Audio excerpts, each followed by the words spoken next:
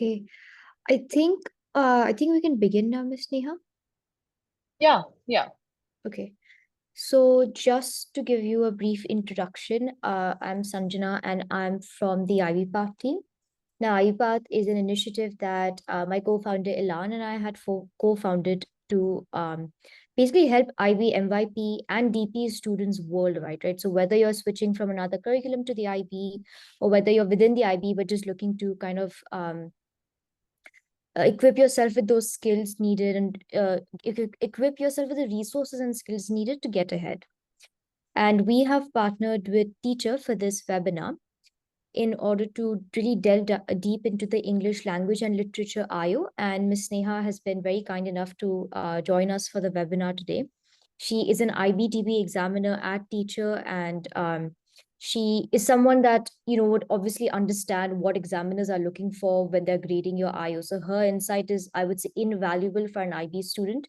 I completed my IB in May of 2024. So I gave the May 2024 exams, and I took English language and literature at the higher level, and I got a 7. So when I was in my DP1 or DP2 years, if I had an examiner that could give me the kind of insight that Ms. Neha is able to give students, I think that's something that would have definitely helped me and propelled my success by a lot. So if Ms. Neha, I think if you would like to speak a few words. Yeah. Thank you everyone for joining. First of all, I would like to give a brief about what all we provide, what all services we provide at Tychr. So we help with the academic tutoring of the IB program, right from the PYP to middle year program to diploma program also. We also provide guidance services and standardized assessments like SAT preparations, AP classes also. Uh, we're also proud to tell you that we also offer guidance on college counseling, in profile building, in writing essays. So everything that is required, that is the step towards a robust profile building, right from your maybe MYP years to diploma program. Everything. It's everything under one roof. That's the vision we have at Tychr, with experienced teachers, most of them examiners, lot many things. Yeah. Yeah. Yeah, thank you so much for the introduction of Tychr, Ms. Neha. What I will do now is I'm going to share my screen with the presentation, and then we can just take it from there. Can you just confirm if you can see my screen? Yes. Okay, perfect. So as I mentioned, today's focus is entirely going to be just the English language and literature individual oral. So the individual oral is one of the assessment components for English language and literature. At the SL level, you only have 3 assessment components, which is paper 1, paper 2, and the IO. And at the HL level, you have all 3 of them, but also the HL essay. Now, in today's webinar, we'll just discuss the general requirements for the IO. We're going to also dissect the criterion for the IO. We'll get to hear from Ms. Neha about what examiners want from you. I'll speak on my experience within English language and literature, and especially the IO, what helped me, what didn't help me, and just kind of some tips and tricks that I feel like I have up my sleeve. And then, of course, we'll answer any and all questions that you have. So just to give you a brief introduction to English language and literature, especially Medha, since you haven't started your DP yet and you're moving from IGCSE, the minimum number of texts required for you to read in language and literature are 4 literary texts at the SL level and 6 at the HL level. And then also, because it's a language and literature program, you will be studying various non-literary texts, such as advertisements, posters, speeches, blogs, and such body of works, which will eventually help you in the IO. We'll get to that. And then you have your paper 1 and 2, which is the same for which SL and HL both attempt, but just at different parameters. And then, of course, you have the HL essay and then the internal IO, which is the focus of this webinar. Now, how to get started with the IO. This is kind of a step-by-step guide. It's not exactly, there's no specific order that you must follow. But just to give you a background of what prepares you for an IO is you study literary texts. So you'll study 6 at the HL level and 4 at the SL level. You'll study these literary texts. one of which you have to choose for your IO, and then the other remain as your choices for your paper 2. Now, in the IB, you cannot choose the same text for paper 2 and the IO. So that's called double dipping, and that's something that's really frowned upon. It's not allowed.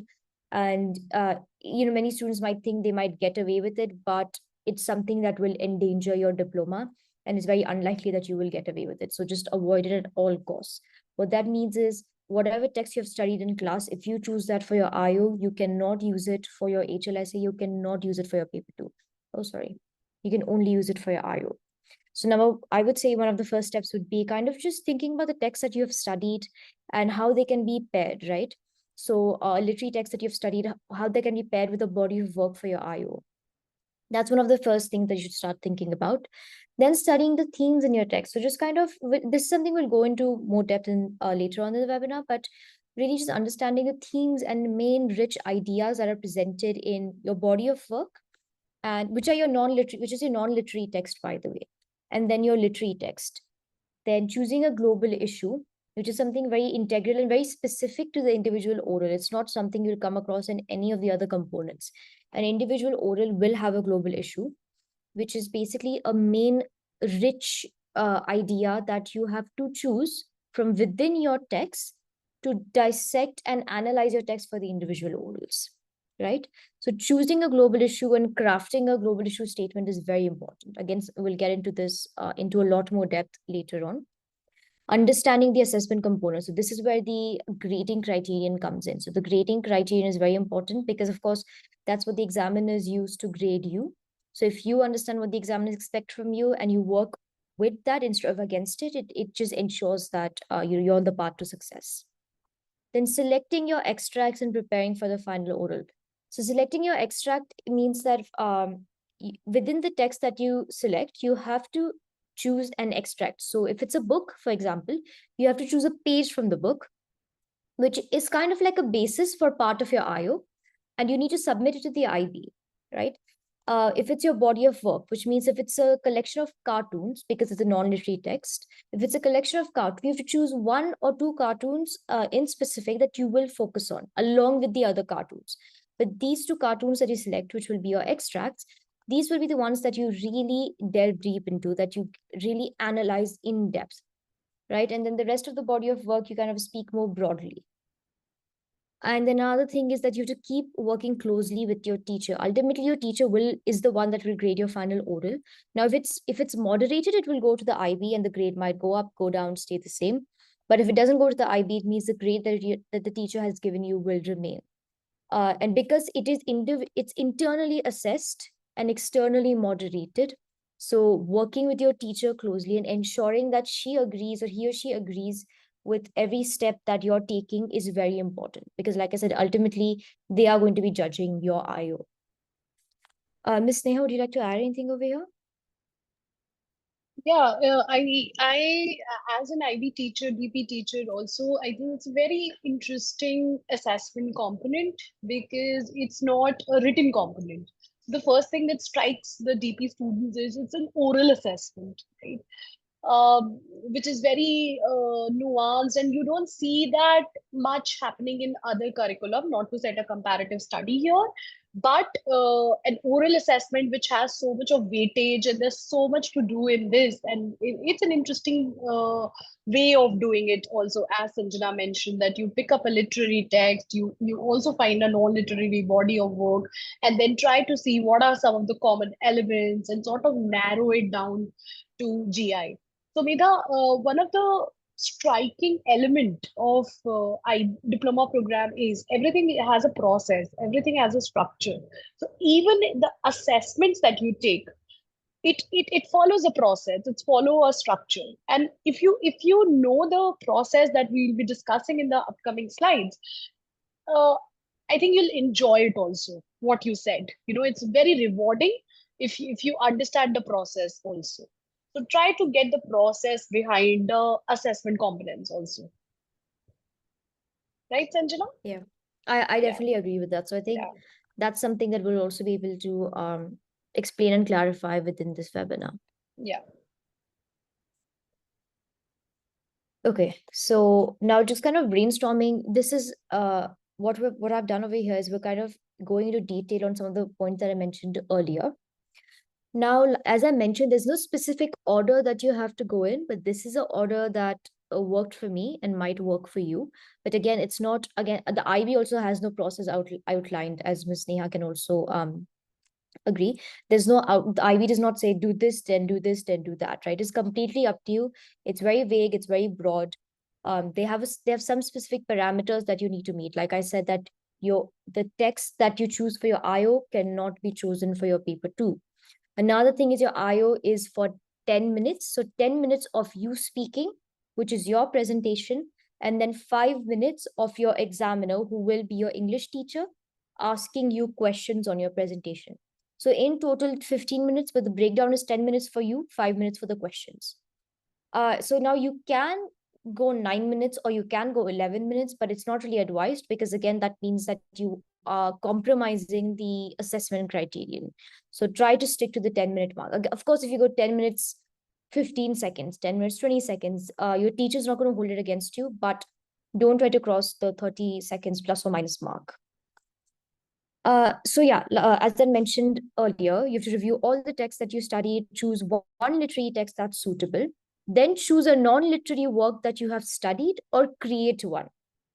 What I mean by that is a body of work, is a collection of non-literary texts, either from the same creator or like from the same author. Now, what I mean by that is, for example, let's take news articles, right? So I select let's say I select 3 to 4 news articles. They don't have to be from the same, they don't have to be from the same journalist, but they have to be from the same publishing house, right? So I can't use a news article from the New York Times and then one from the Guardian and then one from Economic Times. They all have to be from the same publishing house, or they all have to be from the same author. So for my IO, I choose a series of political cartoons. So I chose one author. So I chose one creator, one cartoonist, right? And from his work, I think I chose 4 cartoons for my body of work. It was a body of work I had created. It wasn't one that was taught in class. So now you're more than welcome to create one of your own, as long as your teacher agrees with it, your teacher approves it, and it's relevant to your global issue. Or you can choose one that has already been taught in class. This is something that this is something you have to work very closely with your subject teacher to understand. Then you can Sanjana, identify, can yeah, I just definitely, add yes. here? Because you're talking about the choosing and picking up the Yes, text to yes. creating one. So, Medha, when you start your diploma program journey, the first thing that your English teacher would tell you is when they'll introduce the course to you, is to maintain a learner portfolio, right? So, I mean, learner portfolio is where you put up all the works and the non-literary work, the literary work, the topics, the skills, the units that you will cover. That'll give a compilation kind of a look to you, and that'll help you in picking up or creating, maybe giving ideas to you of creating a body of work for you. So learner's portfolio is something that will help you, and that's the first step of your diploma program journey in Lang and Lit. Yeah, definitely. Then that's also something that will help you craft your global issue. Because if there's maybe a global or a rich idea that you have kind of delved deep into before, like during your learner portfolio process, then it gives you a strong foundation to work upon for your IO. So the learner portfolio can help you with your global issue as well. Your global issue should be clearly articulated. It should be very focused, it should be relevant, it should be refined, right? So it can't be a broad raw idea that you're presenting. No, it has to be refined to a level of sophistication. It has to be very strife and concise, focused but not too specific. What I mean by that is, it can't be specific to a community, or it can't be very specific to, let's say, a country. It should still be timeless in nature. It should still be as the name suggests, it should be global in nature, right? So you can choose a lens. So you can choose the lens of a community to analyze the global issue, but the global issue in itself cannot be specific to a specific community, right? It can't be specific to a community, let's say, in a community in the United States of America, right? Which is not relevant and the global issue doesn't apply at all to any other parts of the world. It should not be like that. So the context is very important. It should be timeless in nature. It should be global in nature. And it should be focused in the sense that your global issue can't be racism, right? That's very broad. It's just, it encompasses so many things. It's such an umbrella term, right? But if you look at how racism affects minorities, how racism affects the cultural identity of minorities, right? That's specific. And again, whatever text that you choose, the global issue should be highlighted in these texts, right? You shouldn't have to struggle to show the global issue. It should be apparent. That'll just make life easier for you. So you can't choose a text which has maybe one instance of racism within the text, and you have chosen to highlight it and use that instance to as an evidence for all your arguments. That shouldn't be the case. It should be apparent in your text, whatever your global issue is. Like the example I had given about racism and how it affects the cultural identity of minorities, it should be apparent within your text. And then, like I had mentioned, the extracts that you choose between your literary text and your body of work, from that you should choose it. They should be key moments. They shouldn't be random. The extract should be significant for your text, right? Let's say if it's a text that's very common. So like, for example, things fall apart, right? So within things fall apart, you can't just choose a random moment as an extract. An extract is supposed, it's kind of like, again, it's a very big part of your IO, and it really is a backbone to your entire argument, right? So it's somewhere where you'll really be zooming in.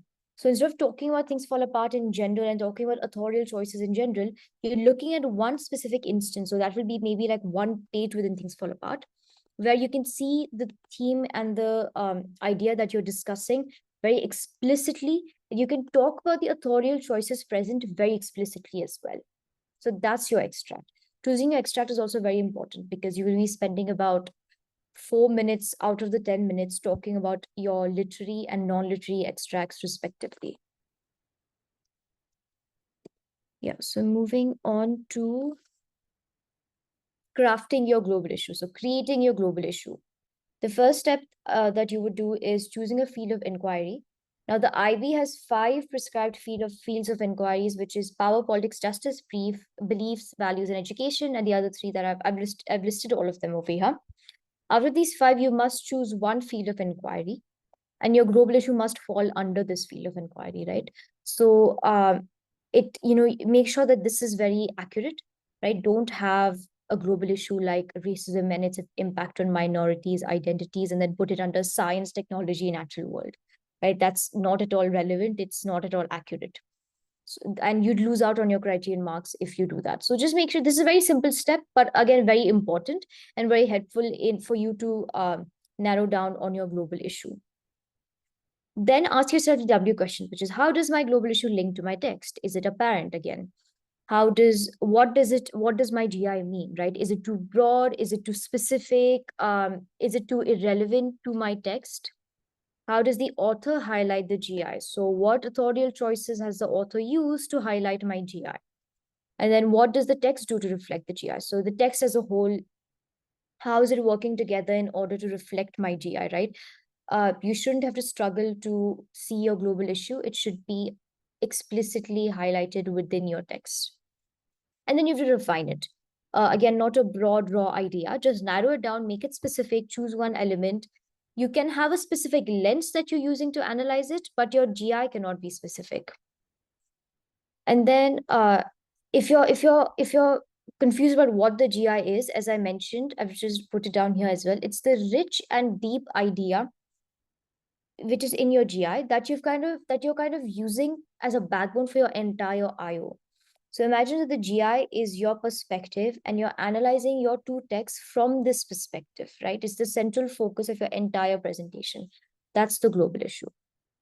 And then linking your entire presentation and all of your analysis to global issue is very important. If you're talking about racism and its effect on minorities identities within your text, don't start talking about another issue that's depicted in the text, and that's not relevant to racism, because then you're not linking it back to the global issue, because your global issue can't have multiple different issues that you're touching base upon, right?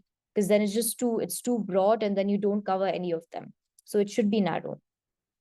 And then relevance and context. Again, this I've covered.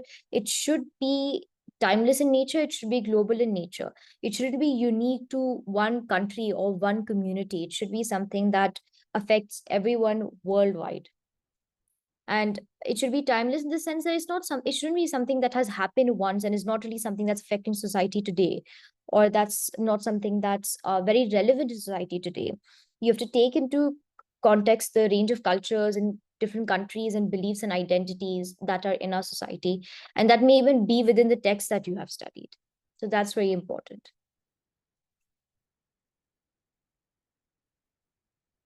And now just getting the IO together.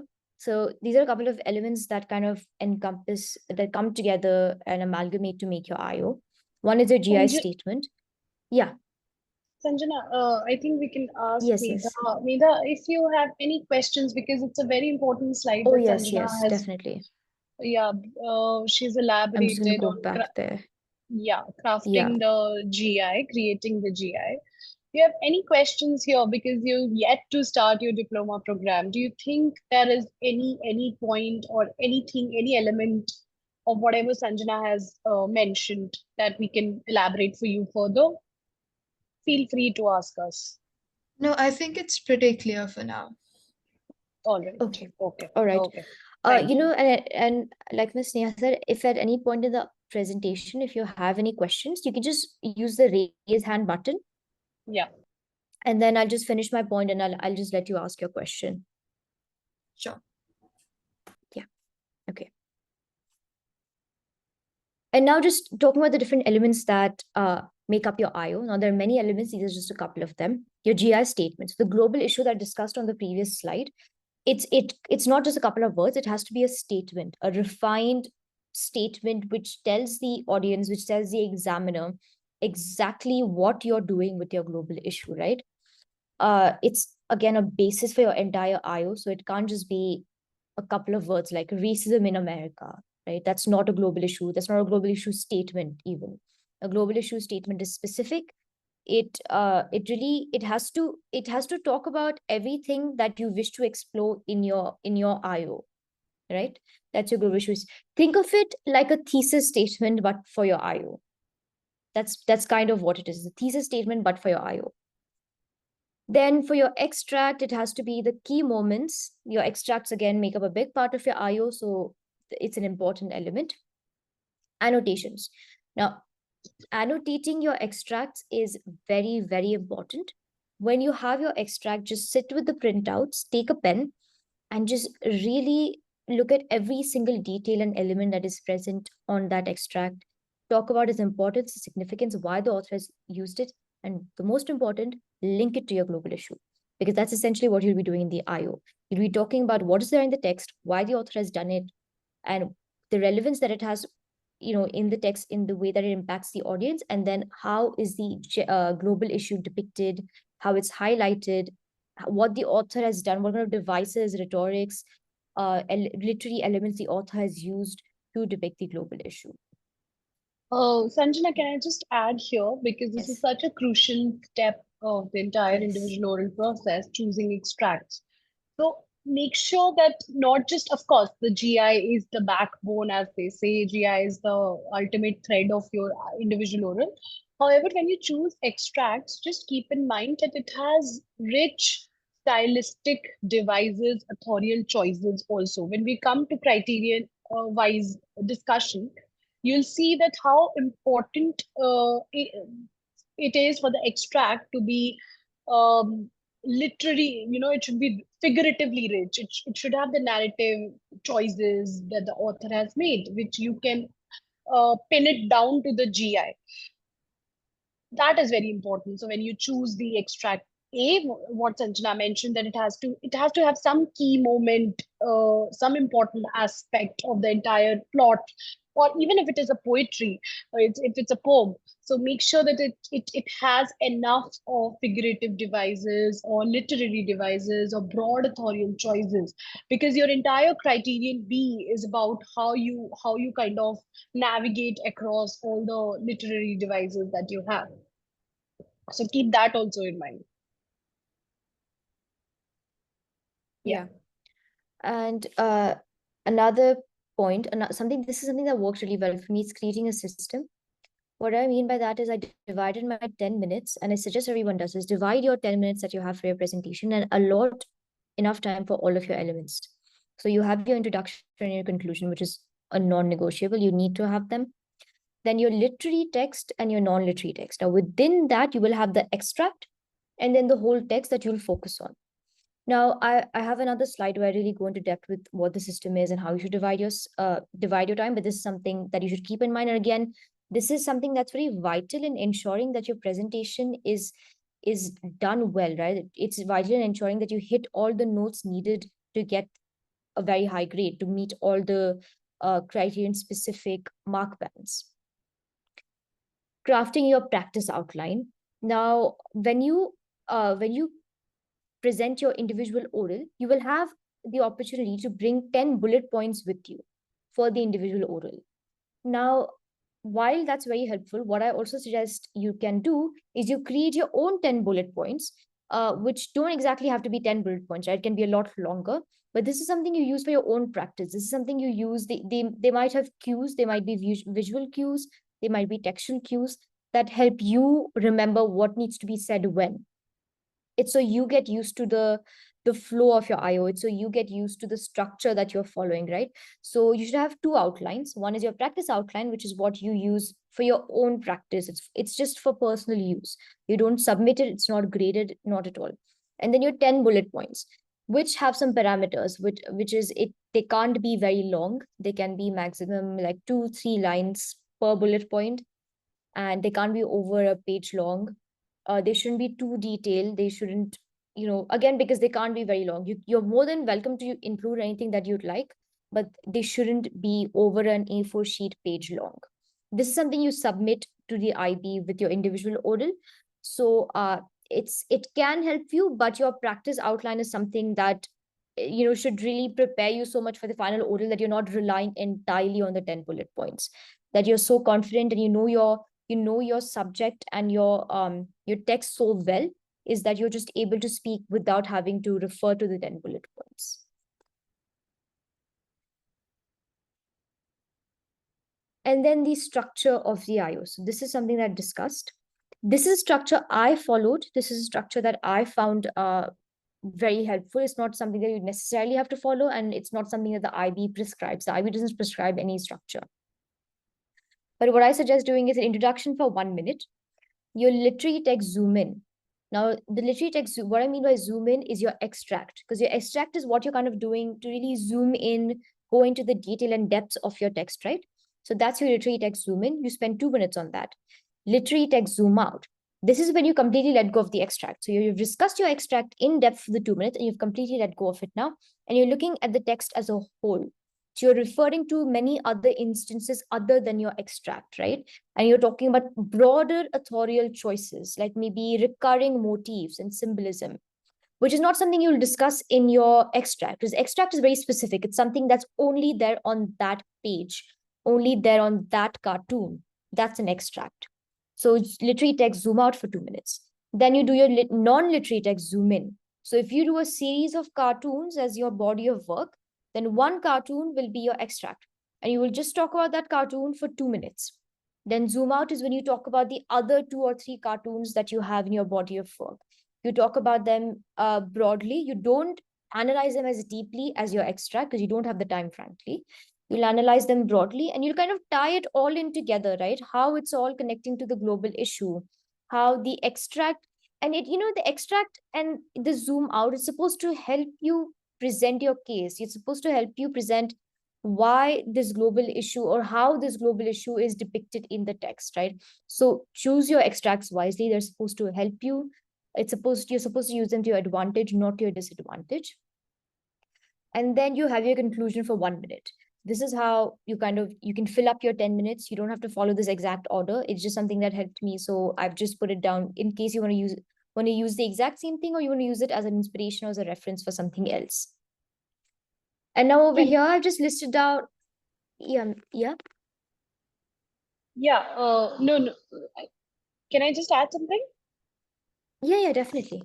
Yeah, so this is something that the examiner looks for. I mean, this kind of plan and this kind of very structured and careful and invested time. This is one of the most widely used structure of the IO that we get as examiner across, candidates.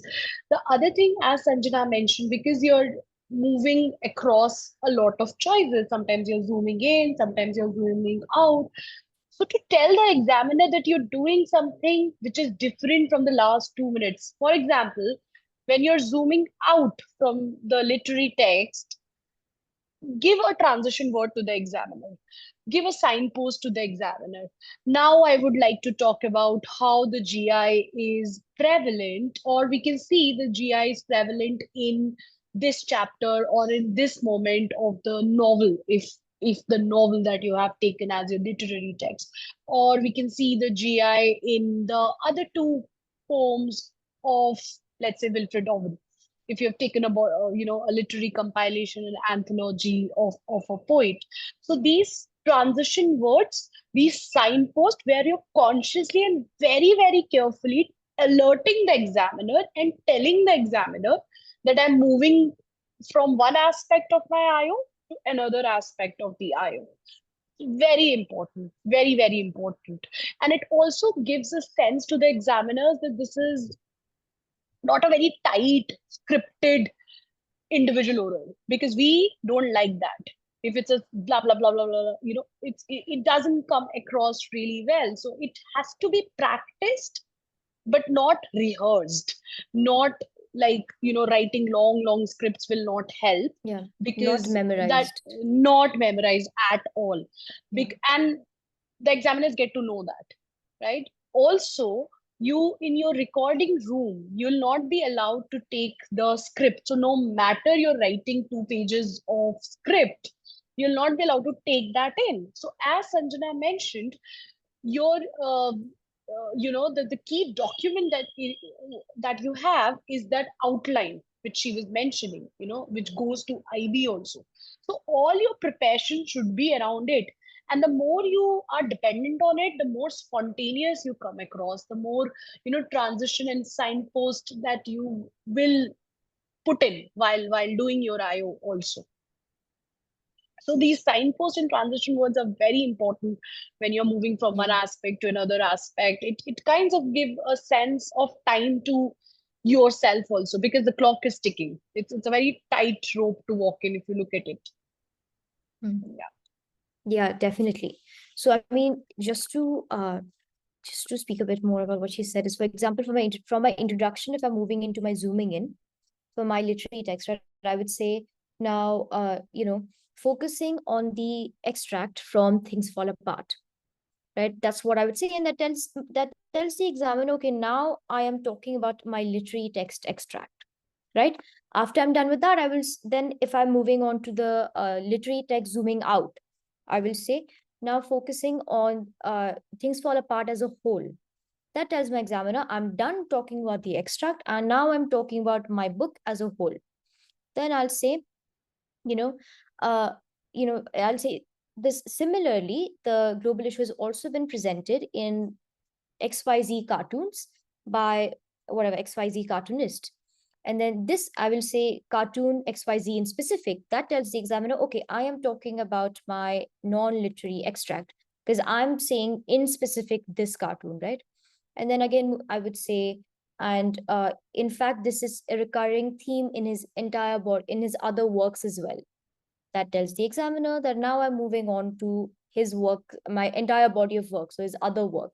I'm done talking about my non-literary extract. And then, of course, for conclusion, you can just say in culmination, reiterate your global issue over here. That's something that's very important. What I've done over here in this little graph that I've reached, I've just put down what you can do for your introduction, some things to include. It's not exhaustive, right? So this is not the only things you should include. It's just some tips for you to get started, some tips to inspire you, because language and literature, there's so many options, right? It can never be an exhaustive list, because non-literary body of works, you can have poems, blogs, you can have, sorry, not poems, you can have blogs, cartoons, speeches, articles, advertisements, posters, just anything, right? Even within literary works, you have so many different text types. So it's never an exhaustive list. It's just general ideas and tips for you to get started on.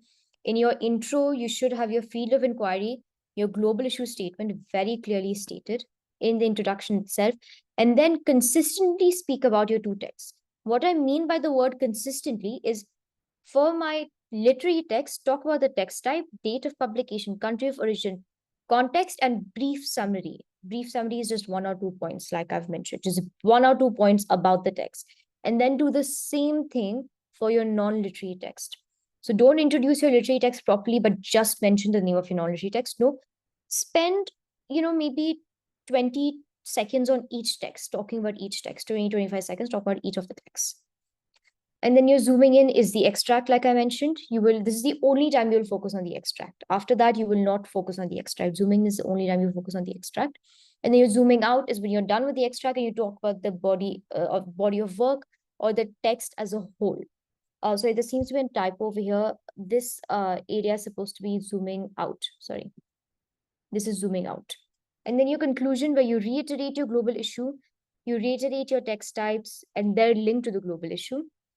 And then this is probably an opportunity for you to consider broader implications of your global issue. It's not entirely necessary, but it shows the examiner that you understand the global issue beyond your text, right? And you can also talk about, perhaps, it's not a comparative analysis, but there can be a point of comparison within the conclusion.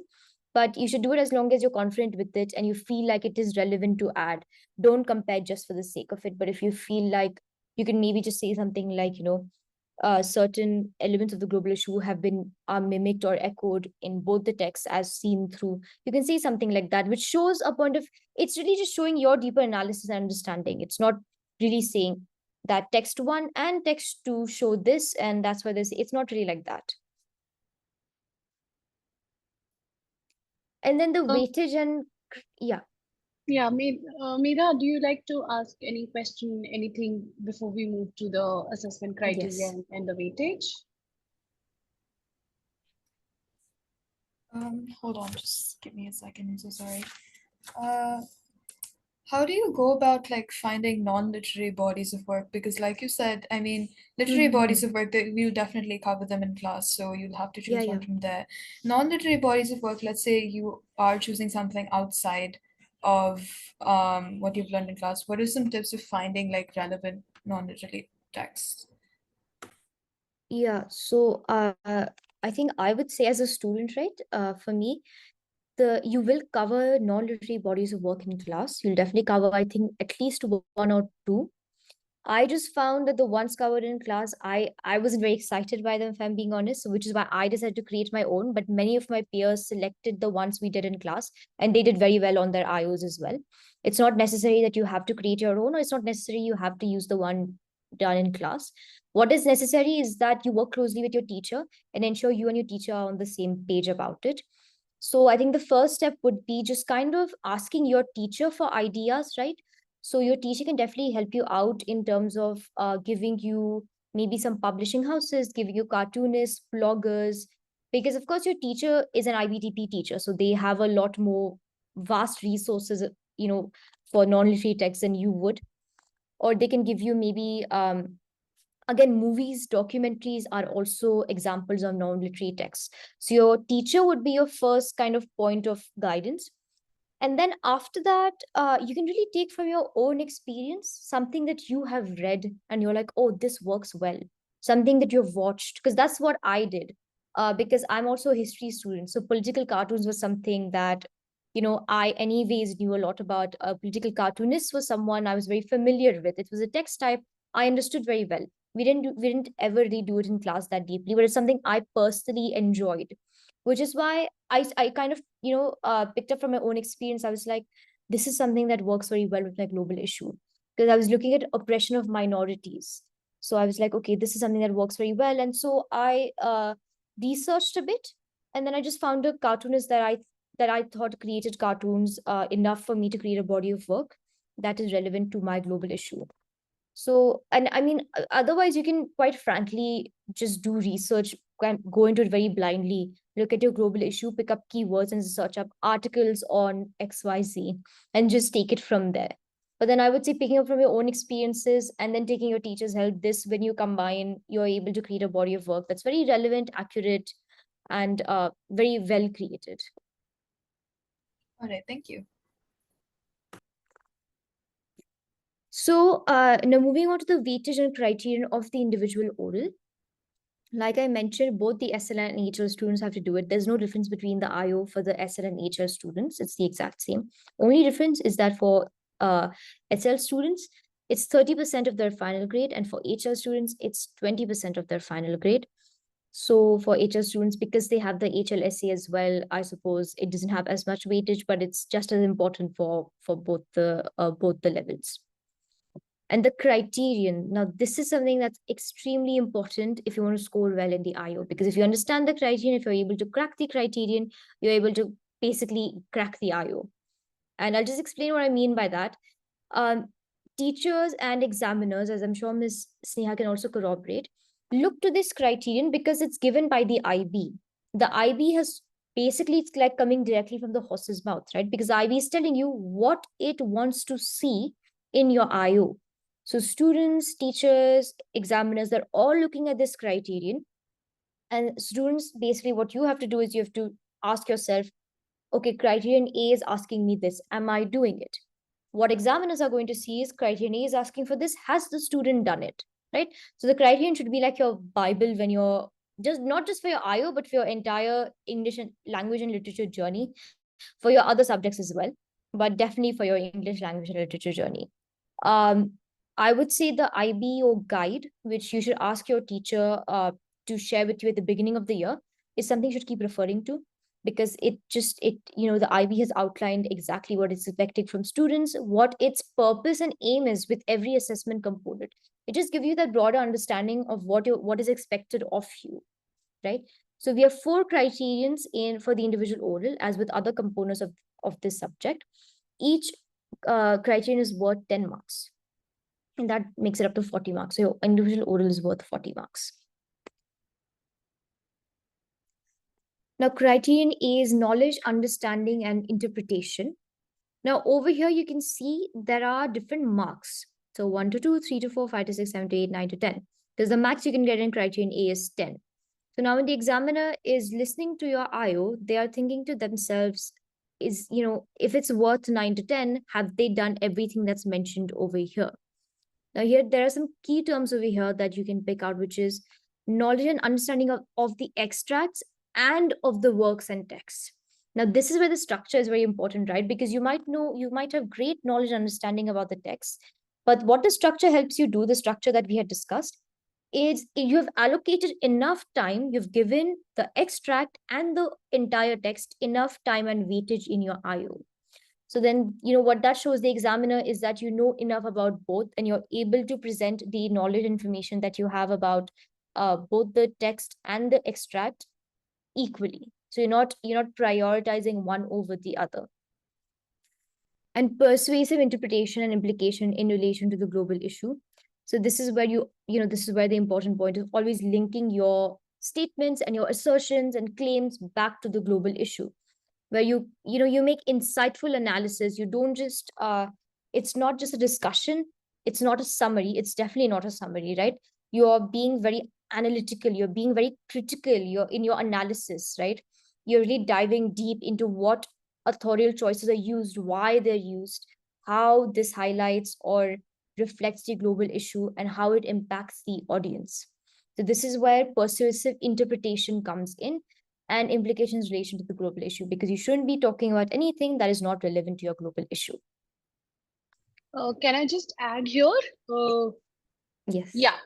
So, as Sanjana mentioned, implications is a very, very interesting word, because it has to have the analytical lens that you have. It definitely doesn't have to be summary. Also, by implications, as examiners, what we're looking for is that whether the candidate can draw informed conclusions in relation to the GI, the global issue that you have picked up, and how you have concluded certain implied meanings from the extract and the entire body of work, which are very nuanced in nature. The other part of this band descriptor is the references to the extracts, to the works and the text. And by references, some the choice of diction, some imagery, striking imagery, which immediately pins down the GI for the examiner. So try to one of the good practices that you can do, Medha, is when you receive your IB subject guide, as Sanjana mentioned, the first thing is that you look at the criterion and underline the key words, especially of the top band, because if you understand the top band, I mean, that's what we are aiming at, right? So, and you can see the difference between 7 and 8 and 9 to 10 also. Like in 7 and 8, you have good knowledge and understanding, and 9 to 10 is excellent knowledge of understanding. How do you achieve that excellence is by whether you have the persuasive, insightful interpretation or not. Are you able to draw conclusions or not? So it's a good practice that you highlight certain keywords and try to unpack it with your teacher or as a part of your self-study regime. Yeah, I think that's something that definitely helped me as well when I was doing my IO for any other assessment criteria, assessment component in English language and literature. Another thing, sorry, I didn't mention is this this little table is from the guide itself. So this is in the IB guide. So it's something you have access to at all times. So don't worry about that. Another thing is references to extracts and to works are well chosen and effective. When they say references, they expect you to be precise. So when you talk about your reference, you should say if it's a page from my novel that I've read, I should say as seen on line 3 to 4, right? Or I should quote things directly from that extract. Okay, those are references. Not being gendered, you should have specific references, precise specific references. And references to the work also means, in chapter 9, right? You shouldn't just don't talk about the work also very generally, but you should have some references, right? Like in chapter 9, as we see, maybe you're talking about a character development, right? Something like that, or towards the end of the text as depicted by the author XYZ. So this is what the IB means by references. So that's just something I wanted to include before we move on to Criterion B. Okay, Criterion B is analysis and evaluation, again out of 10 marks. Some keywords for the highest mark band. Analysis and evaluation is relevant and insightful. Again, we have the word insightful over here. Insightful means they expect you to really, go beyond the summary part, right? It's okay, you're able to summarize, you're able to understand, you're able to communicate that well, but insight is where you're able to kind of identify the implicit meaning, right?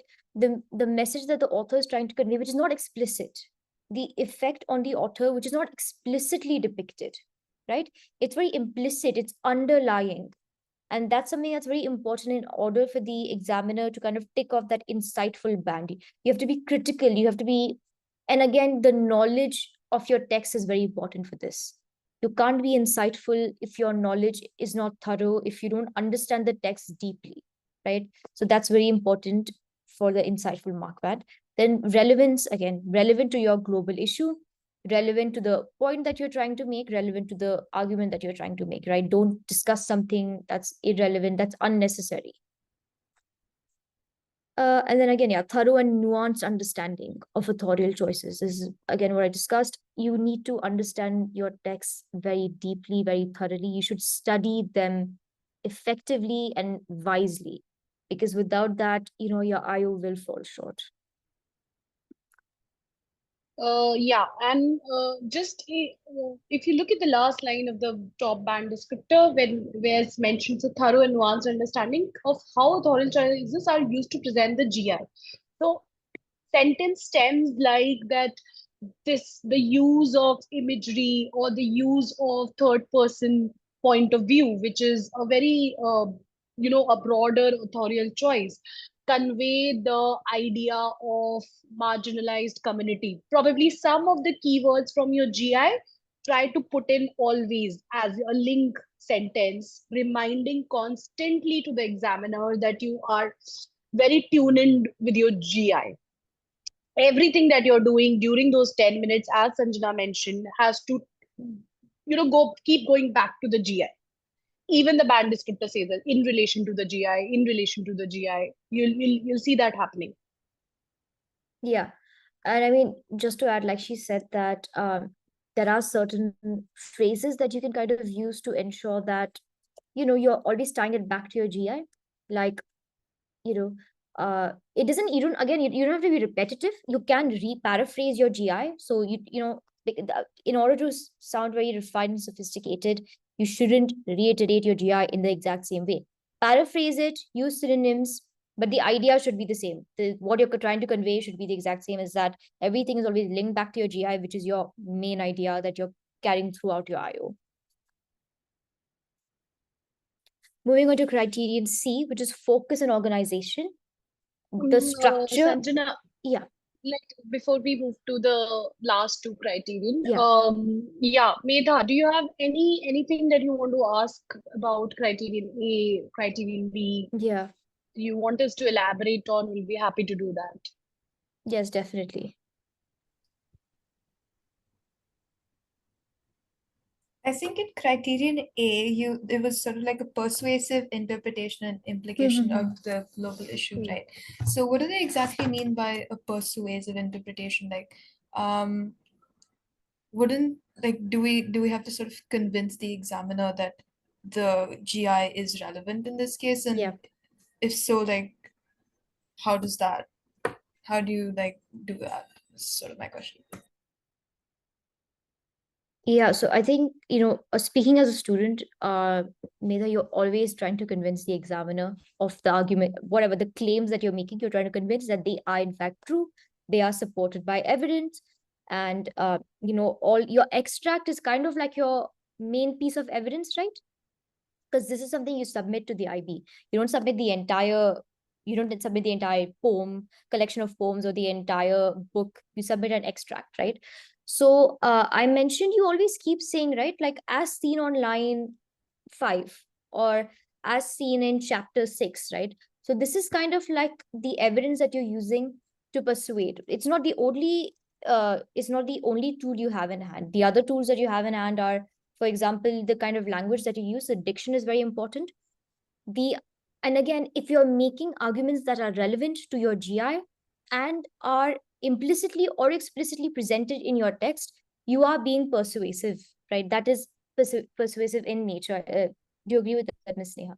Yeah, absolutely. And as Sanjana mentioned, that as seen in line number this or as seen in chapter 9, here the author successfully, try to put in evaluative verbs there. That really works, not just in IO, in your other assessment components of Lang and Lit also, effectively, successfully, meticulously. So you need to, what as examiners we look for is, of course, whether you're able to pick up the certain ideas, because that is about the implications. Are you able to draw conclusions? Is the insight deep and thorough enough? And how well you're able to convince us that this idea of, let's say, the portrayal of marginalized community is present in your chosen extract through some of the authorial choices, and what kind of diction is the candidate using to send us an idea of convincing us. And it's a very informed research and annotation that the candidate must have done to arrive at something which is as this solid. So yeah, that's what we look for. Yeah. The key is, Medha, the minute you start looking for certain ideas, I think half of the battle is won. The minute you unpack certain ideas and how uh, masterfully and skillfully the author has done it, I think that should be the approach that we are looking for as examiners.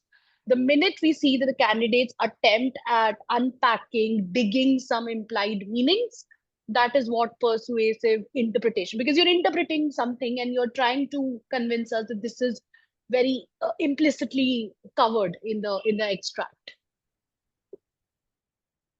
Yeah, I think that's very well said. Anything else in criterion A or anything in criterion B as well that you'd like more clarification on? No, I don't think so. That was it, I think. Okay, all right. So now I'll move on to criterion.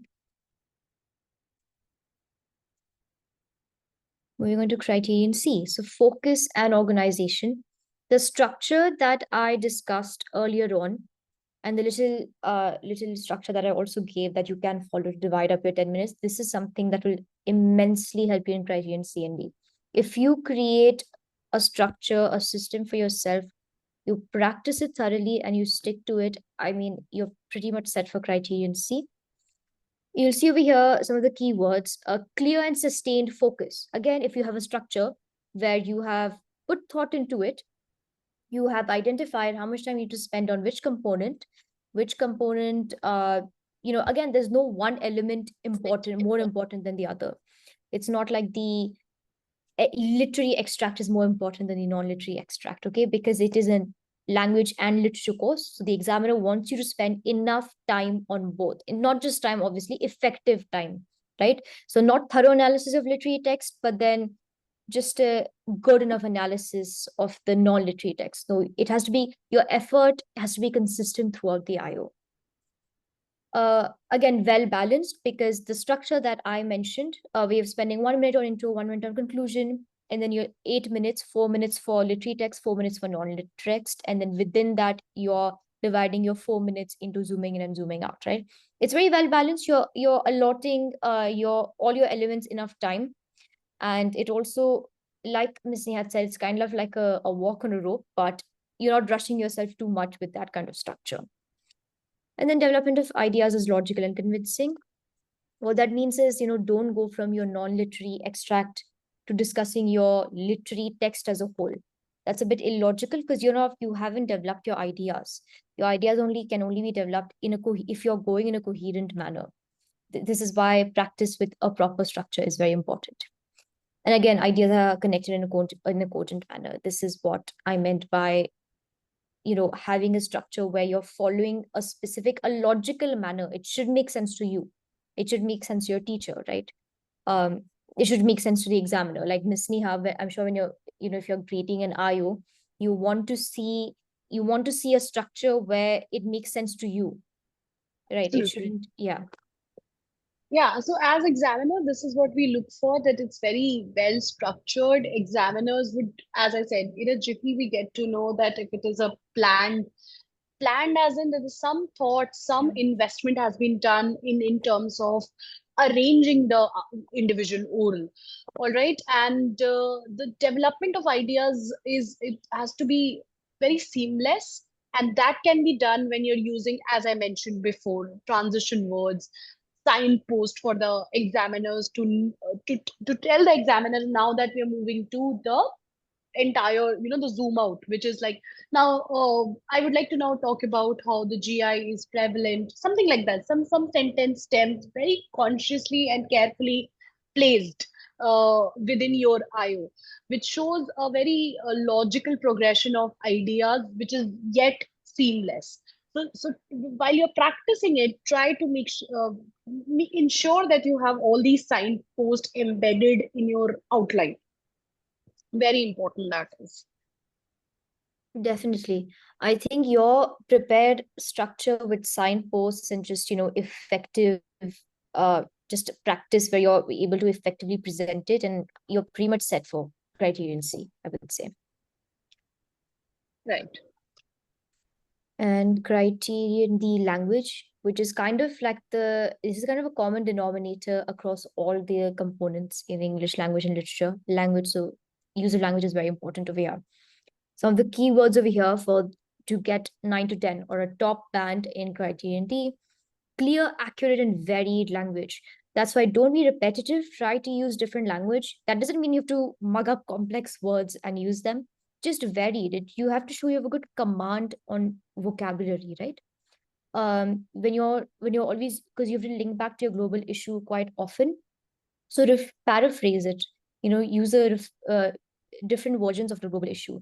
You don't have to use the same exact words each time, because the examiner knows you're talking about your global issue, right? Even if you're using synonyms, you're using different words. It shows the examiner you're so, you're very varied with your vocabulary. You have good command on the language. Occasional errors do not hinder the communication. Now, this is very important because, what this tells you is they know that the examiners don't expect you to mug it up. They know that you can make occasional errors when you're speaking. You might take a slight pause, you might repeat a word. These are very occasional slight errors, but they're not impacting your presentation. They're not impacting the examiner's understanding of your presentation. I think big errors or blunders would be if you've completely gone off your structure, right? And you're just repeating the same thing over and over again, but in different words. That's just completely hindering. It's not just hindering your communication; it's hindering your entire analysis. So you would not only lose in Criterion D, but you'd also lose out in Criterion A and B, and C as well. Actually, yes, Miss Neha. Yeah, absolutely. I agree with you, Sanjana. Also, if you look at the top band descriptor, elements of style, because it's an oral assessment. So, as examiner, we do want the candidates to enhance the oral, as it is mentioned by IB. It is a requirement. Now, what do we mean by enhance the oral? You don't have to use big, flowery words that does not fit the overall, that's not the requirement. Yeah. However, the register, the tone, the rhetorical devices should be there. As I said, some evaluative verbs, some transitional phrases. Uh, Please make sure that you incorporate them and make it very formal. Make it very avoid conversational fillers. Like, I mean, one or two is fine, as it's mentioned, occasional errors, but make sure that you're not falling into the pit of, basically, these are some of the conversational fillers that naturally come to us, uh, because we converse also in this language, right? So avoid to fall in those kind of trap. Keep it very formal, keep it very scholarly in that sense. The style is very important, definitely the delivery of it, because it's oral assessment, it is important, and as examiners we look at it also like that. So keep those things in mind. Yeah. And a tip for this is maybe just brainstorming way in advance and making a document of transitional words. Because like Ms. Neha said, we don't use them in real life, right? You wouldn't necessarily use such like, things like moving on or concluding with the extract. These are not necessarily words that you're using when you're conversing in real life. So when you're doing your presentation, they might not come naturally to you. But if you know them and you have ingrained them in your outline during your preparation phase, during your presentation, they will naturally come to you. That's a tip that worked for me, definitely. Now before moving on to individual orals, do's and don'ts, do any of you have any questions for Criterion C and D? I'll just go back to the slide if you want to go through it again.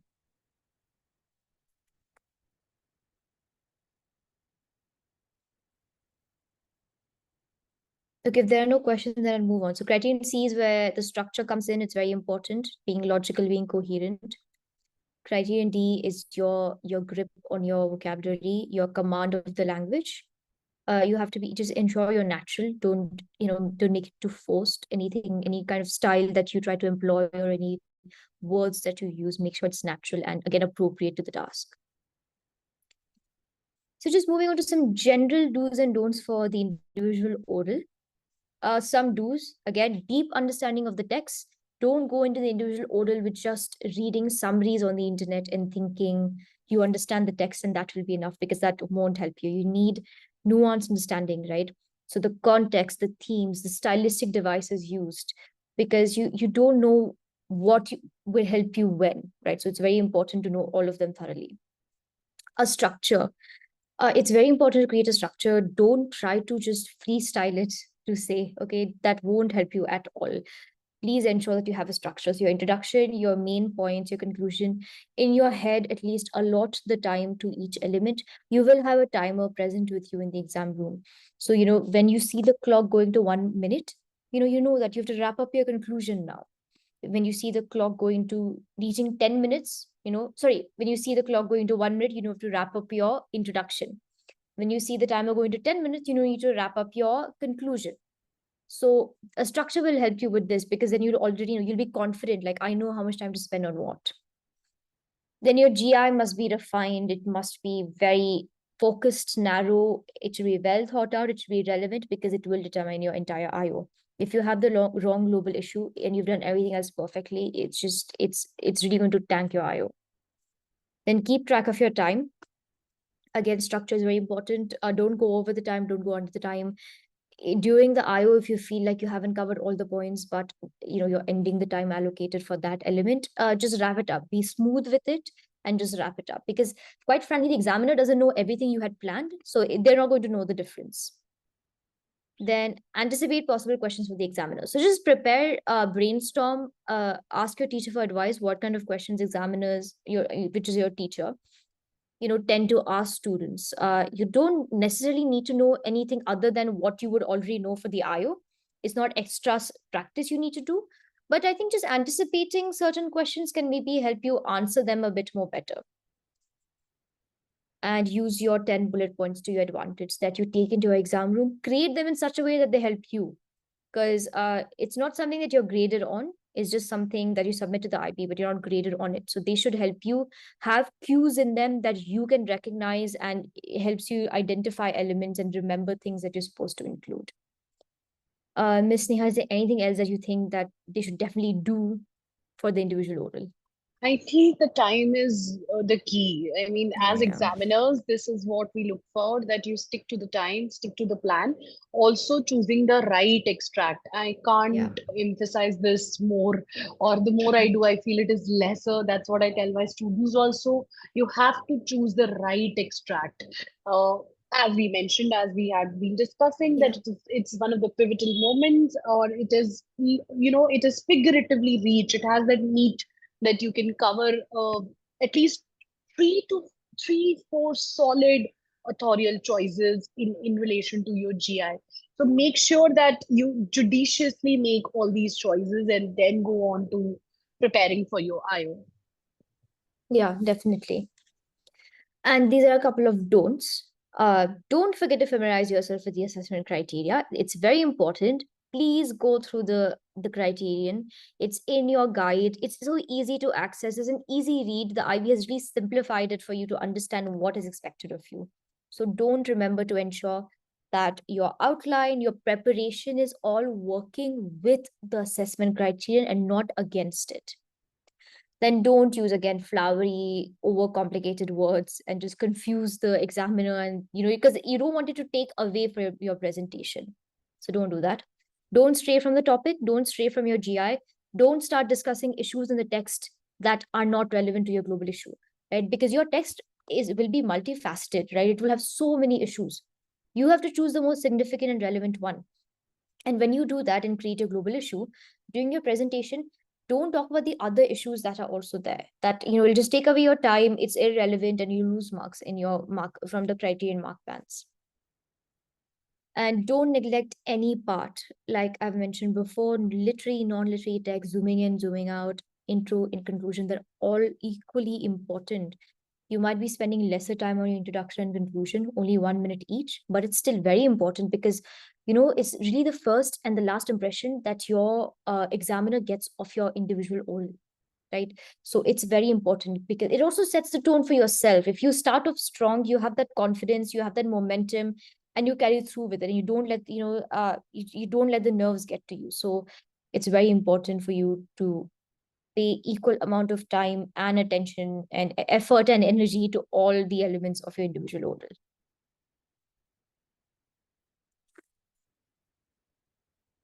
Here are some resources that I've just outlined for you. So a couple of them. So IB English, guys, is something a lot of you might already know. They have a YouTube channel, and they also have a website that you could use. Then the English A Language and Literature Guide, which is on the IBO website. So again, this is something that your teacher will give to you on the first day. If they don't, you can just go on the IBO website and get it yourself. Very important, has all the assessment criteria, has all the components. Then there's, of course, always IB Paths. We have an Instagram page. You're always more than welcome to DM us. Me and my co-founder took English Language and Literature at the HL level. So we'll definitely be more than happy to help you out with any questions that you have. Revision Village, it's a website and you get some things for free, but it does require subscription for many of the more larger elements, I think. But it's something, again, that can help you a lot. Then Teacher. Teacher is also Teacher is just to reiterate for some of you who have joined later. Miss Sneha is an IBDP examiner who has been very kind enough to join our webinar today and give us just amazing insight and from an examiner's perspective about what they look for when grading students for English language and literature individual oral. And she is a part of Teacher, who's an organization which helps IB students in a multitude of ways. They have a website which has very free resources like blogs, past papers, other kind notes and other such resources. And they also offer tutoring sessions with tutors like Miss Sneha. So many of them are examiners and many of them have many years of experience. So if you're at all interested in, working with Teacher, you can either contact IB Path. We have a form in the bio. You can fill the form when I share the presentation with you. That's over here. Or I'm also going to be sharing a representative from Teacher, Sadia's number, in the chat, who you can contact anytime for any help that you require for any IB subject again. And you can just let them know that you are coming through IB Path, and they'll ensure to give you a really good price and work out a deal that benefits you. And just moving on and wrapping up the webinar. Do any of you have any questions? I know some of you joined a bit later, so you might not have been able to see everything that we covered. But if you have any questions, even then, that you're bringing in, then please let us know.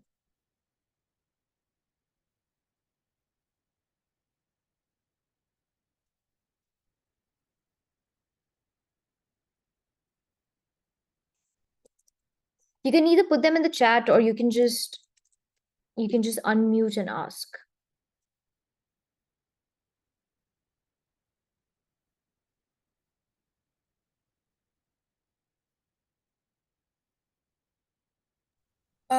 Is there a sort of like recommended timeline you have about when it's sort of best to start preparing for your IO? I would say, because the thing is, you do need a literary text. So I would say at least wait for maybe 2 to 3 texts to be done, studied completely. And then you can choose, because your paper 2 also, you'll be choosing 2 texts, right? So it's a good idea to kind of keep that in mind as well. Don't choose something for the IO and then, regret it later because it was better suited for paper 2. Because you do have to be smart with this. You have to be smart with your text selection. Like for me personally, my teachers changed between DP1 and DP2. So the texts that we studied in DP1 were very different than the texts that we studied in DP2.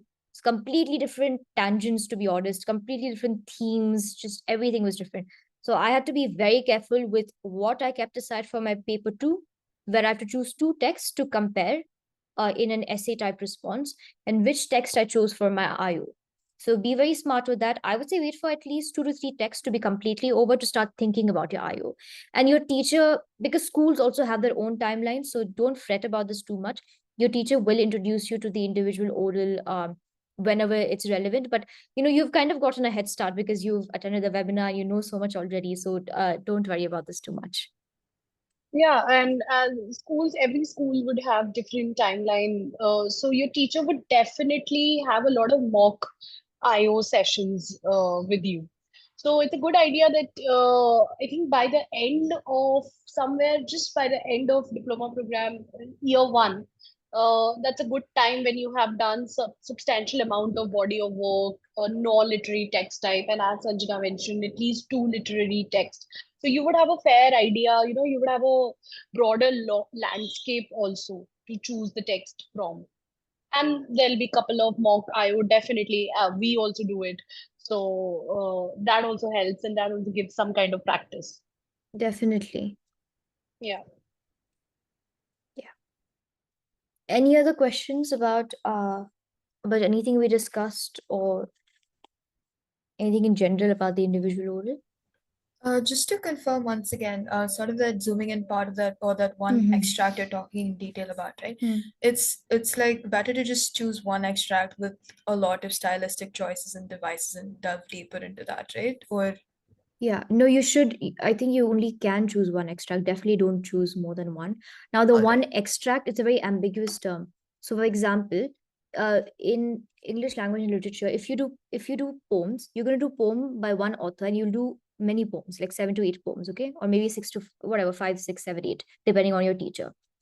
Now, from that, only one poem can be your extract, and that entire poem will be your extract, right? So, and your other poems will sort of act as the entire text, right? So, and if it's a novel, it will just be one page that's your extract. If it's a political, like I did a series of political cartoons, one cartoon will be your extract. So the extract term is a bit ambiguous. So this is something that you should work with your teacher to ensure that you guys are on the same page, because it shouldn't be that you've selected half a poem for an extract, right? But yeah, not more than one extract, because you won't have time to talk about it. 2 minutes to give really, sorry, just 1 second, Miss Sneha.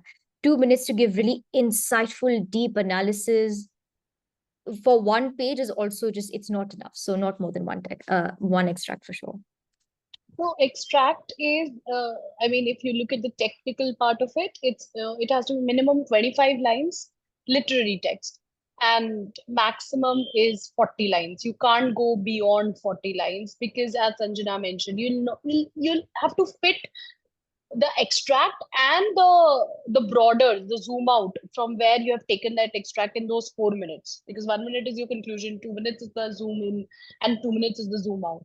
So it's the minimum 25 lines, so that it has to have that meat and that figuratively rich enough, and then but not beyond 40 lines when it comes to literary extract. Yeah. Yeah, so I'm just going to stop sharing the presentation. And what I've done is in the chat, I have sent a document, which is a part of the free giveaway for today, actually. There are individual oral sentence starters. So this is something Ms. Sneha had given a lot of examples for, and I had also briefly discussed is, the signposts that you use in your IO to indicate you're moving on from one element to the other, or that you're starting a new element. So this document is something that will definitely help you. I would also suggest kind of, making your own and integrating it. But yeah, I would say keep this document handy, because when you start preparing for your individual oral, you start creating your outline, this is something that you will definitely refer to.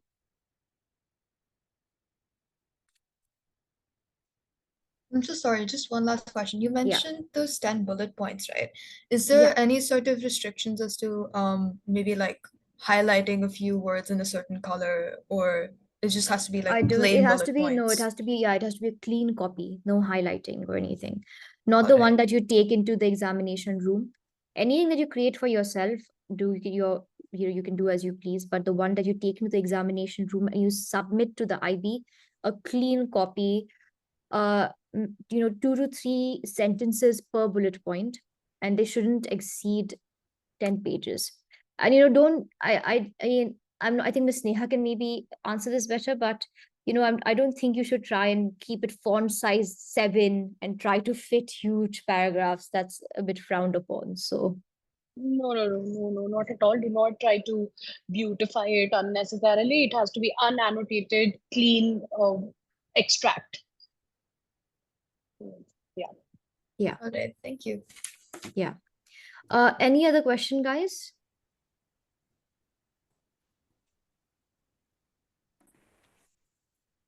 All right. If there are no more questions, then I think we'll wrap it up for today. I would like to thank Ms. Sneha again for joining us for the webinar, giving us her insightful understanding and really helping us out with understanding what examiners expect from students for the individual oral. And thank you guys as well for joining so much. We have also given the number of Ms. Sadia from Teacher. Yes. She's the student coordinator. In case you want to get in touch with us, as I mentioned at the beginning of the webinar, any tutoring services, standardized assessment, SAT, AP, or any college counseling guidance, we'll be happy to help you. Yeah. And I mean, if you'd mentioned that you've come through IB Path, then, they would be, because we've worked with Teacher for a very long time. They've really experienced great IB tutors. They'd be more than happy to, work out a price or a deal that best suits you. Because at IB Path also, we've always strived to ensure that IB resources are accessible to all students, right? So that's kind of what IEPATH and teacher together aim to do, is make sure that, you know, these services and resources are accessible to IB students. Yeah. Okay, guys, I think I'm going to end the meeting over here.